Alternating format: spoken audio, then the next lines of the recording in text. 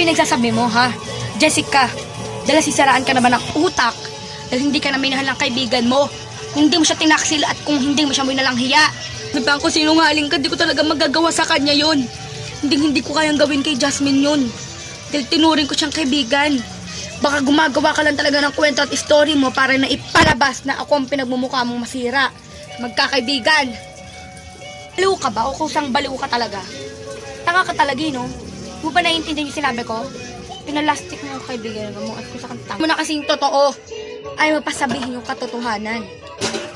Jasmine, ay James Blanco. Wala nga ako sasabihin ng kulit mo. Mo na yung totoo, please magsalita ka naman. Wala ka dyan sa kabaliwan mo. Aalis na lang ako. Huwag ka naman sa pagmumukha mo. Ka rito! Ba't ganun? Hirap paniwalaan. Ayaw nila maniwala sa akin kahit nagsasabi naman ako ng katotohanan. Ba't ayaw masabihin? Jasmine, buti nandito ka kagad. Ano naman ba, ha?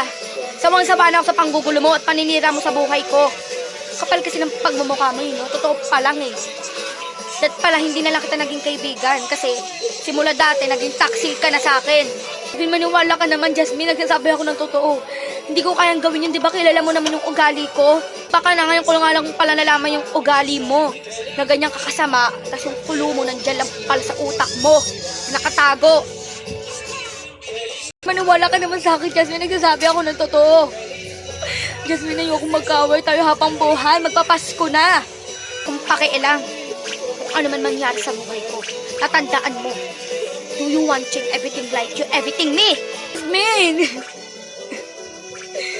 Jasmine!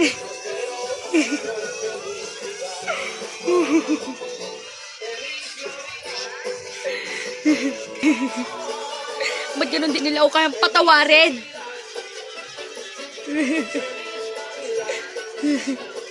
Po guys, ako nga po pala guys si Jasmine o kaya si Jessica. Parang iisa lang po yung mukha na pinaggaganapan ko po guys.